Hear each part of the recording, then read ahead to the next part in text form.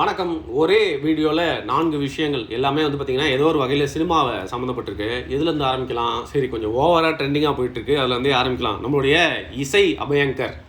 சில பேருக்கு கடுப்பாக வரும், எனக்கே கடுப்பாக தான் வருது. ஆனால் அவர் இப்படி போட்டுக்கிறாரு. சாய் அபயங்கர் இருக்கார்ல, 21 வயசு தான் ஆகுது. ஆல்மோஸ்ட் பார்த்தீங்கன்னா 10க்கும் மேற்பட்ட ப்ராஜெக்ட்ஸை கையில் வச்சுருக்காரு. கடந்த 2 வருஷமாக வந்து ஹிட்டான பல படங்களில் அவருடைய பாட்டும் பிஜிஎம் தான் இருக்குது. இன்றைக்கி வந்து ஒரு முன்னணி இசையமைப்பாளராக சின்ன வயசுலேயே வந்து பார்த்திங்கன்னா சும்மா ஃப்ரண்ட் லைனில் வந்து நிற்கிறாரு. இன்ஃபேக்ட் இன்னும் போகிற போக்கில் வந்து ஆல்மோஸ்ட் எல்லா ஆர்டிஸ்ட்டுக்குமே வந்து போட்டுருவார் போல இருக்குது. அப்படி முன்னணி இசையமைப்பாளராக வளர்ந்து வந்துட்டுருக்க சாய் அபயங்கரை குறித்து தான் ஒரு விஷயம் வந்து சம்பவமாக போயிடுச்சு. என்னென்னா, நம்ம ஸ்டாண்டா இருக்கார்ல சந்தோஷ் நாராயணா, அவர் வந்து ஒருமா ஒரு ரீல் வந்து போடுறாரு இன்னொரு பாடகர் கூட சேர்ந்து. அவர் வந்து அன்பிளக்டுனா என்ன, இப்போலாம் அன்பிளக்டுனா என்ன பண்ணுறாங்க அப்படிங்கிற மாதிரி வந்து பார்த்திங்கன்னா கலாய்ச்சி வந்து போட்டுட்டார். ஸோ பேசிக்லி வந்து அவர் என்ன சொல்ல வர்றாருன்னா, அன்பிளக்டுன்ற பேரில் இவங்க வந்து ஏதோ ஒரு வேர்ஷனை பண்ணிகிட்டு இருக்காங்க, லிப்சிங்க் மாதிரி பண்ணிட்டுருக்காங்க அப்படிங்கிற மாதிரி இன்டெரக்டாக அவர் வந்து கலாய்ச்சிட்டார். சரி, இந்த போஸ்ட் வந்து பார்த்தீங்கன்னா வைரலாக அப்படியே போயிட்டுருக்கு. இன்டெரக்டாக அவர் யார் சொன்னாருன்றது எல்லாருக்குமே தெரிஞ்சு சாய் அபயங்கர் தான் சொல்கிறாரு அப்படின்னு சொல்லிட்டு அதுக்கு ஆதரவாக அப்படியே சிரித்து நிறையா பேர் போஸ்ட் போடுறாங்க. இன்னையா சின்ன வயசுலேயே பார்த்தீங்கன்னா வந்து அந்த பையன் நல்லா வர்றான், உனக்கு பிடுங்க முடியலன்னா என்ன, நீ ஏன் வந்து பொறாமையிலாம் பேசுகிறேன்னு சொல்லிட்டு சந்தோஷ் நாராயணனை எல்லாருமே விமர்சிச்சு ஒரு சைட் போட்டிருக்காங்க. இதுக்கு adding fuel to the fire மாதிரி நம்ம ஷான் ரால்டன் வந்து பார்த்திங்கன்னா கீழே ஹஹஹான்னு சொல்லிட்டு அவரும் வந்து கமெண்ட் பண்ணிடுறாரு. ஸோ பேசிக்கலி இது எப்படி ஆயிடுதுன்னு பார்த்தீங்கன்னா, வளர்ந்த இசையமைப்பாளர்கள், வயதில் கொஞ்சம் கூடின இசையமைப்பாளர்கள் எல்லாமே வந்து சாய் அபயங்கர் மேலே வந்து ரொம்ப பொறாமையில் இருக்காங்க. இந்த சின்ன வயசில் அவன் பண்ண சாதனையை பார்த்து நீங்கள் ஏன்னா பொறாமப்படுறீங்க? தொழிலில் உங்களுக்கும் திறமை இருந்தால் நீங்களும் முன்னணியில் வரலாமே. இப்படி தான் வந்து உங்களுக்கு முன்னாடி இந்த சீனியர்ஸ்லாம் உங்களை வந்து டிஸ்கரேஜ் பண்ணாங்களா? இது தவறு கிவருன்னு சொல்லிட்டு ஒரே சோஷியல் மீடியா ஃபுல்லாக வந்து பற்றி எரிய ஆரம்பிச்சிருச்சு. சரி, அவங்க ஏதோ ஒரு விஷயத்தை கொளுத்தி போட்டால் அதுக்கு மேலே நம்ம ஆட்கள் சும்மா இருக்க மாட்டாங்களா? சாய் அபயங்கர்னு ஒழுங்காக மியூசிக் போகிறானா? மியூசிக் கேட்குறதுக்கு நல்லா இருக்குதா? காதெல்லாம் வலிக்குதுடா. அனிருத் கூட வந்து பார்த்தீங்கன்னா வந்த புதுசில் வந்து டிஃப்ரெண்ட்டாக ஏதோ போட்டார். அதுக்கப்புறம் வந்து நிறையா சூப்பரான மெலடிஸ் போட்டிருக்காரு. இன்றைக்கி பாருங்கள், ராகா ஆஃப் ரிவெஞ்ச்லாம் வந்து என்ன கேட்குற மாதிரி தானே இருக்குது. அழகாக கிளாசிக்கலில் ஃபியூஷன் பண்ணுறாரு. காதில் கேட்கவே முடியாத அளவுக்கு வந்து ஒரே வார்த்தையை வச்சு வரான் போகிறாங்கிற மாதிரி மியூசிக் போட்டுட்ருக்க சாய் அபயங்கரை என்னடா இப்படி தூக்கி வச்சு கொண்டாடுறீங்க? தன்னுடைய அப்பா அம்மா இசைத்துறையில் இருக்கிறதுனால தானே ஈஸியாக வந்தார். நெப்போ கிட் தானே, ஒரு பேக்ரவுண்ட் இருக்கிறதுனால தானே புஷ் பண்ணுறாங்க அப்படின்னு சொல்லிட்டு வந்து பார்த்திங்கன்னா சாய் அபயங்கரை இதான் சான்ஸ்ன்னு சொல்லிட்டு வந்து பார்த்திங்கன்னா நிறையா கடிச்சும் வந்து வச்சுட்டாங்க. எனக்கே இதில் ஒரு பயஸ் இருக்குது. சாய் அபயங்கர் மியூசிக் அப்படிங்கிறது இப்போ எல்லாருக்குமே வந்து கேட்குறாங்க, ஹிட் ஆகுது. அந்த இதெல்லாம் பார்த்திங்கன்னா ரீல்ஸ் கணக்காக நல்லா போய்கிட்டு இருக்கு.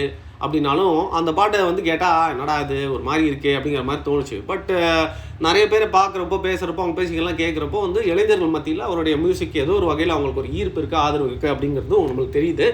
பிடிக்குதோ இல்லையோ அவர் முன்னணி இசையமைப்பாளராக இப்போ வளர்ந்து வந்துக்கிட்டு இருக்காரு.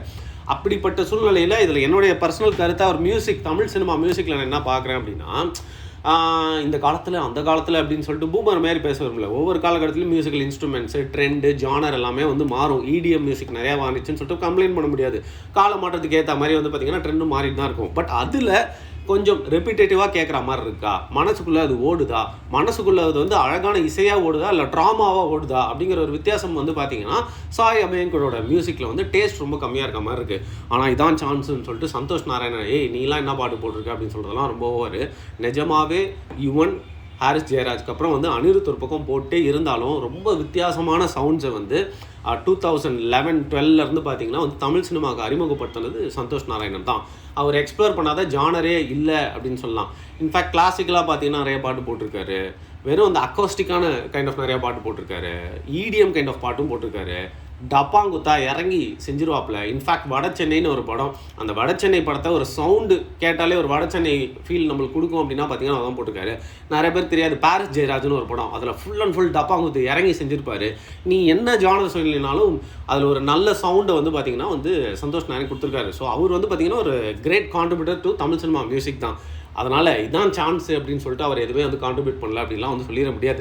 பட் அவர் ஏதோ ஒரு நக்கலாக நையாண்டி பண்ணுற மாதிரி வந்து சொல்லியிருக்காரு. இன்றைக்கி இப்படி இருக்குது அப்படிங்கிற நிலமையில் அப்படி யார் வேணால் வந்து சொல்லலாம்.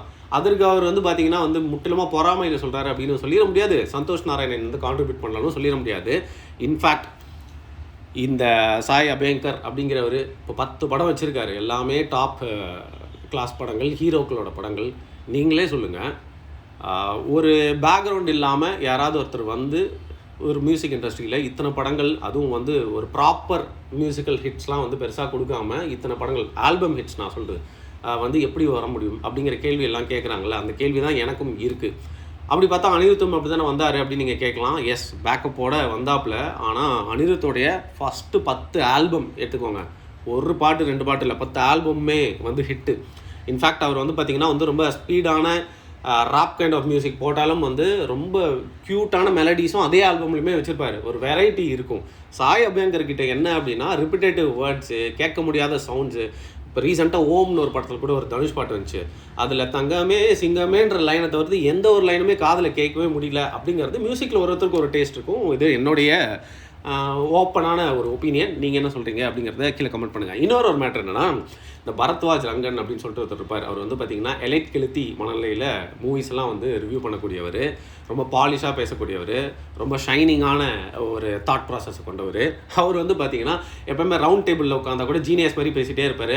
சரியான நக்கல் பிடிச்ச எல்லாருமே வந்தால் அவர் அங்கேயே செஞ்சு விட்டு கூட போயிருப்பாங்க. அந்த மாதிரி தான் வந்து பார்த்திங்கன்னா அதித்தி சங்கர் கிட்ட மாட்டிக்கிட்டார். அதித்தி சங்கர், சங்கருடைய மகள் ஹீரோயினாக கூட நிறைய படங்கள் வச்சுருக்காங்கல்ல, அவங்கக்கிட்ட இன்டர்வியூ எடுத்துகிட்டு இருக்கும்போது ஒரு விஷயம் சொல்லிடுறாரு, விஸ்வநாதன் சன்ஸில் இது எனக்கு ஒர்க் ஆகல அப்படிங்கிற மாதிரி. அதுக்கு உடனே அவங்க என்ன சொல்லிட்டாங்க, உங்கள் அளவுக்குலாம் படத்தை நாங்கள் வந்து ஆராய்ச்சி அகழ்வாராய்ச்சி பண்ணிலாம் பார்க்க மாட்டோம், ஒரு ஆடியன்ஸாக பார்த்தாலே போதும், எங்களுக்கு ரொம்ப பிடிச்சிருக்கு, எனக்கு ஒர்க் ஆச்சு அப்படிங்கிற மாதிரி வந்து பார்த்திங்கன்னா கழுத்தெடுத்து, அதாவது கத்தி எடுத்து மூக்க மட்டும்தான் அறுக்கலை, மற்றபடி நல்லா செஞ்சு விட்டு போயிட்டாங்க. அதையும் பார்த்தீங்கன்னா எல்லாருமே போட்டு வந்து நேற்று ஃபுல்லாக ட்ரெண்ட் பண்ணிட்டு இருந்தாங்க. அது என்ன ரிஃப்ளெக்ட் பண்ணுது அப்படின்னா, ஒரு ரிவ்யூவர் அப்படிங்கிற மைண்ட் செட்டுக்கு போயிட்டாலே நம்ம நார்மலாக ஆடியன்ஸ் எப்படி ரசிப்பாங்க அப்படிங்கிறதுல வந்து ரொம்ப தள்ளி போயிடுறாங்க அந்த ரிவ்யூவர்ஸு. எப்போவுமே வந்து ஒரு எனக்கு சினிமா அதில் இருக்கிற ஆராய்ச்சி, அதில் இருக்கிற விஞ்ஞானம் அப்படின்னு சொல்லிட்டு ஓவராக உள்ளே பூந்து வெளில வர பார்க்குறாங்க. அப்படிலாம் வர தேவையில்ல. After all just and entertainment. அதை வந்து நம்ம என்டர்டெயின்மெண்ட் ஆஸ்பெக்ட்லேயே வந்து ஒரு ஓப்பன் மைண்டோட பார்க்கணும் அப்படின்னு சொல்லிட்டு. இப்போ நம்மளும் நிறைய படம்லாம் வந்து ரிவ்யூ பண்ணுவோம். நம்மளே பார்த்தீங்கன்னா தெரியாமல் அந்த தப்பை வந்து நிறைய இடத்துல செஞ்சுருப்போம். ஒரு யதார்த்தமான ஒரு ஆடியன்ஸாக பார்த்து ரசித்து அதை ரிவ்யூ பண்ணாமல் சில நேரத்தில் வந்து சினிமானா எப்படி இருக்குன்னு தெரியுமா, அந்த ஷார்ட் இப்படி வச்சுருந்தா அப்படின்னு சொல்லிட்டு ஒரு வரம்பை மீறி போகிறப்போ வந்து பார்த்திங்கன்னா ஒரு ரசிகன் அப்படிங்கிற மனப்பான்மையை தாண்டி வந்து எதை குற்றம் கண்டுபிடிக்கலாம், குறை கூறலாம் அப்படிங்கிற மாதிரி வந்து ரொம்ப ஒரு கிரிட்டிக்காக மாறிடுறோம் அப்படிங்கிறது அவங்களுடைய அந்த கலாய் மேலே தெரிஞ்சிச்சு.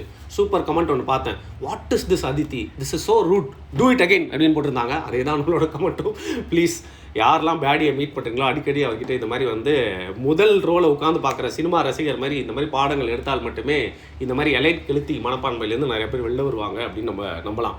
இன்னொரு விஷயம், எஸ்டிஆர் என் தலைவனை போட்டு என் கையாலேயே அடிக்கிற மாதிரி சூழ்நிலை வரும்னு நான் எதிர்பார்க்கவே இல்லை அப்படிங்கிற மாதிரி வந்து பார்த்திங்கன்னா, நம்ம அரசியல் விமர்சகர் இருப்பார் இல்லையா சவுக்கு சங்கர், அவர் வந்து புதுசாக ஒரு ஆஃபீஸ் ஓப்பன் பண்ணியிருக்காரு டி நகரில். அவர் பார்த்திங்கன்னா பல தடைகளுக்கு அப்புறம் இப்போ ஓப்பன் பண்ணியிருக்காரு. நிறைய கஷ்டம்லாம் பட்டாங்க. பட் அதற்காக அவருக்கு முழுசாக நம்ம மட்டும் கொடுக்க மாட்டோம். அவருக்கு நடக்கிற அநியாயத்தை நம்ம வந்து எதிர்த்து கேட்காம கேள்வி கேட்காமலும் இல்லை. நம்ம சேனலில் பாருங்கள், எப்போ அவருக்கு எதிராக வந்து அடக்குமுறை நடந்தாலும் நம்ம கேள்வி கேட்டிருக்கோம். அவர் அது தப்பு பண்ணால் விமர்சனமும் பண்ணியிருக்கோம், கொஞ்சம் கிண்டலும் பண்ணியிருக்கோம். எனவே இவர் ஓப்பன் பண்ண ஆஃபீஸை வந்து சிம்பு போய் திறந்து வச்சுருக்காரு. ஒரு சின்ன கான்வர்சேஷன்லாம் பண்ணியிருந்தாரு. சிலம்பரசன் அவர்களை படமே நடிக்கலாம் கூட வந்து பார்த்திங்கன்னா எல்லாருக்குமே வந்து பிடிக்கிற மாதிரி ஒரு நபராக வந்து மாறி அவருடைய வெற்றிக்காக வந்து எல்லா தரப்பு ரசிகர்களுமே வந்து காத்துட்ருக்க, எப்படா அரசன் வரும், அவரை தூக்கி நாங்கள் கொண்டாடலாம் அப்படின்னு இருக்க சூழ்நிலையில் அவர் போயிட்டு இந்த சவுக்கு சங்கர் ஆஃபீஸை ஏன் திறந்து வச்சார்? தலைவா, நீ எப்போல்லாம் உன்னை நாங்கள் அப்படியே தூக்கி வைக்கிறோமோ அப்போ நீயே எதாவது போட்டு உடச்சிக்கிறியே தலைவா அப்படிங்கிற மாதிரி வந்து பார்த்திங்கன்னா ஃபுல்லாக விமர்சனம் பண்ண ஆரம்பிச்சிட்டாங்க. இன்ஃபேக்ட் எனக்கே அப்படி தான் வந்து தோணுச்சு. தனிப்பட்ட முறையில் ஒரு நட்பு அப்படிங்கிறனால அவர் போயிருக்காரு. அதில் உட்காந்து அவங்க கேள்வி கேட்டதுக்கும் ரொம்ப பாலிஷ்டாக தான் ஆன்சர் பண்ணிட்டு வந்திருக்காரு. அந்த கேள்வி பதிலையும் பார்த்தீங்கன்னா அவரை மாட்டி விடுற மாதிரி நீங்கள் அரசியலுக்கு வாங்கன்னு சொல்லி ஏற்றி விடுறாரு. அவர் வந்து அதான் அண்ணா நல்லா பண்ணுறாருல அப்படின்னு சொல்லி அவரும் நழுவு பார்க்குறாரு. கடைசியில் அவர் வாயாலே வந்து ஃப்யூச்சரில் என்ன வேணால் நடக்கலாம்னு நம்ம ரஜினி டைலாக் வர வச்சுட்டாங்க. ஸோ பேசிக்லி வந்து சிம்பு அவர்கள் எல்லாருக்குமே பிடிக்குன்றதுனால சவுக்கு சங்கரை எல்லாருக்குமே பிடிக்காது, அதாவது எல்லாருக்குமே மொத்தமாக பிடிக்காதுன்றதுனால வந்து பார்த்திங்கன்னா அந்த ஹேட்டை வந்து என் தலைவன் மேலே கட்டிட்டாங்க. என் தலைவனை இது போல தாங்க என்னால் அடிக்க முடியும், என் கைகள் வந்து கட்டப்பட்டிருக்கு ரசிகர் அப்படிங்கிற பேரில். பட் என்னோட ஆனஸ்ட் ஒப்பீனியன் வந்து அவர் அதை தவிர்த்துக்கலாம் அப்படின்னு தான் வந்து எனக்கு தோணுச்சு. கடைசியாக ஒரு விஷயம், ஜெயிலர் 2 இதுக்கு நம்ம அனிருத் வந்து ஒரு சிங்கிள் விட்டுருக்காப்புல. ஸோ சாய் அபயங்கரில் ஆரம்பித்து அனிருத்தில் முடிக்கிறோம். ஒரு நல்ல சர்க்கிளாக முடியுதுன்னு நினைக்கிறேன் வீடியோ. ஸோ ஜெயிலர் 2க்கு வந்து ஃபர்ஸ்ட் சிங்கிள் வந்து ஒரு நடிகை இருப்பாங்கப்பா, அவங்க பேர் மறந்துட்டேன், நீங்கள் தான் வந்து ஞாபகம் வச்சுருப்பீங்களே, கீழே என்ன கமெண்ட் பண்ணுங்கள். அவங்க வந்து டான்ஸ் ஆடிருக்காங்க, ஒரு வெள்ளை சாரி போட்டு ரஜினி அவர்கள் அதே கேட்டப்பில் நடந்து வர மாதிரி ஒரு சின்ன ப்ரோமோ வந்து விட்டுருந்தாங்க. அதில் மலையாள வார்த்தைகள்லாம் போட்டாங்க போல. இப்போ காவாலா அப்படிங்கிற மாதிரி வந்து ஏதாவது மலையாள வார்த்தை போட்டால் வந்து கொஞ்சம் ஹிட் ஆகும் அப்படிங்கிற டெக்னிக்கு காலங்காலமாக வந்து பண்ணிட்டு இருக்காங்க இல்லையா. அது இந்த பாட்டிலையும் அனிருத் வந்து பண்ணியிருக்காரு. அதில் பாடுறப்போ ஏதோ மாடுலேஷன் அப்படிங்கிறது சரியில்லை அப்படிங்கிற மாதிரி ஒரு சேட்டன் எவரோ பார்த்துருப்பாரு போல இருக்குது. அதை பார்த்துட்டு டியர் தமிழ்ஸ், எங்கள் மலையாளத்தை வந்து கொலை பண்ணாதீங்க, இப்படி மிஸ்ப்ரொனவுன்ஸ் பண்ணுறதுக்கு எங்களோட வார்த்தைகளை நீங்கள் யூஸ் பண்ணாமலே இருக்கலாமே, தமிழ் தான் உங்களோட மொழி வந்து பெரிய மொழின்னு சொல்கிறீங்க, அப்புறம் எதுக்கு எங்கிட்ட வந்து வார்த்தைகள்லாம் கடன் வாங்குறீங்கன்னு சொல்லிட்டு இவ்வளோ பெருசாக ஒரு அட்வைஸ் பண்ணி வந்து போட்டிருந்தாப்புல. அதற்கு பதில் அளிக்கிற மாதிரி வந்து நம்மால் ஒருத்தர், டியர் மல்லூஸ், நீங்கள் வார்த்தையை மிஸ்ப்ரொனன்சியேட் பண்ணுறதுக்கே வந்து கோவப்படுறீங்களே, எங்களை எத்தனை படத்தில் மிஸ் ரெப்ரசன்ட் பண்ணியிருக்கீங்க, இன்றைக்கி வரைக்கும் எங்களை எவ்வளோ தப்பாக காட்டுறீங்க. ஏதோ 1-2 படங்களில் தப்பி தவறி நல்ல கேரக்டர்ஸ்லாம் வச்சாலும் ஒரு கெட்ட கேரக்டர், ஒரு கிரேசி கேரக்டர், படிக்காதவன், அவங்களாம் பார்பேரியன்ஸு, அவங்களுக்குலாம் வந்து காட்டு மிராண்டிங்கள்ன்ற மாதிரி எத்தனை படங்களை இன்றைக்கி வரைக்கும் காட்டிகிட்டு இருக்கீங்க. அது மட்டும் இல்லாமல் மிஸ்ப்ரொனன்சியேஷன் சொல்கிறீங்களே, மலையாளமே தமிழுடைய மிஸ்ப்ரொனன்சியேஷன் தான் அப்படின்னு சொல்லிட்டு முடிச்சு விட்டுட்டாப்புல. ஸோ பேசிக்கலி என்னென்னா, நம்ம மொழியிலே அவ்வளோ வார்த்தைகள் இருக்குது, எனக்கு புரியுது கேட்சியாக இருக்கணுன்றதுக்காக இன்னொரு மொழியிலேருந்து ஒரு வார்த்தை எடுத்து போட்டால் அது ஒரு ரைமிங்காக மாறி எல்லாரும் வாய்க்குள்ளேயும் போயிடும் அப்படின்னு சொல்லிட்டு. இன்ஃபேக்ட் ரஜினியை பார்த்தீங்கன்னா இப்படி சூடு அப்படிங்கிற மாதிரி தெலுங்குல வந்து அடிக்கடி டைலாக்ல வார்த்தைகள்லாம் எடுத்து போட்டு பார்ப்பல. அது வந்து ஒர்க் அவுட் ஆகும் தான். பட் இந்த மாதிரி அவங்க மொழியிலேருந்து ஏதோ ஒரு வார்த்தை எடுத்துகிட்டு போட்டு நம்ம கடன் வாங்கி பேசுகிறதால தானே, பாடத்தால் தானே வந்து பார்த்தீங்கன்னா அவங்க இந்த மாதிரி வந்து குறை கூறுற மாதிரி ஒரு கேவலமான ஒரு நிலைமை ஏற்படுது. இன்ஃபேக்ட் நீங்கள் மலையாள படங்கள்லாம் பார்த்தீங்கன்னா பாட்டு நல்லா ஒத்து கேட்டிங்கன்னா அது செந்தமிழ். ஸோ நம்ம மொழி இல்லாமல் அவங்களோட மொழி இயங்காது அப்படின்னு அவங்களுக்கும் தெரியும். ஆனால் அவங்க ப்ரொனன்சியேஷன் பார்த்தீங்கன்னா இப்போ நம்மளுக்கே நிறைய டைலக்ட் இருக்க மாதிரி வந்து கேரளாவில் ஓவர் எக்ஸ்ப்ரெசிவாக இருப்பாங்க. ஒரு வார்த்தை இழுத்து பேசுவாங்க. அது அவங்களோட கல்ச்சர் இல்லையா. அவங்க ஊர்லேயே ஒரு இடத்துலையும் வந்து பார்த்தீங்கன்னா ப்ரொனன்சியேஷன் அந்த டோன் எல்லாமே வந்து மாறும். அவங்க வந்து சரி நம்மளுக்கு பாடம் எடுக்கிற மாதிரி ஆயிடுச்சு அப்படின்னு தான் போயிட்டு இருந்துச்சு. நேற்று ஒரே வந்து பார்த்தீங்கன்னா தமிழ் மல்லு ஃபேன் வாரா இது வந்து போயிட்டு இருந்துச்சு. நான் வந்து கொஞ்சம் சினிமா பைத்தியம் இருந்தாங்க, அதனால தான் வந்து இவ்வளோ சினிமா நியூஸ் என் கண்ணில் பட்டிருக்கு. என்னடா சினிமா பற்றியே பேசிகிட்டு இருக்கீங்க அப்படின்னு கேட்டிங்கன்னா வந்து இந்த வீடியோவில் மட்டும்தான். தொடர்ந்து சமூகம் சார்ந்த நிறைய விஷயங்கள் இருக்குது, அதை பற்றி வந்து பேசலாம். எல்லா சினிமா நியூஸும் தனித்தனி வீடியோவாக பண்ண வேணாம், ஒரே கேப்சூலாக போட்டு அடக்கி உங்கள் வாயை திறந்து உள்ளே போட்டு தண்ணியை ஊற்றி குலுக்கி விட்டுலாம் அப்படிங்கிறனால தான் அந்த வீடியோவில் எத்தனை விஷயங்கள் பேசினேன்.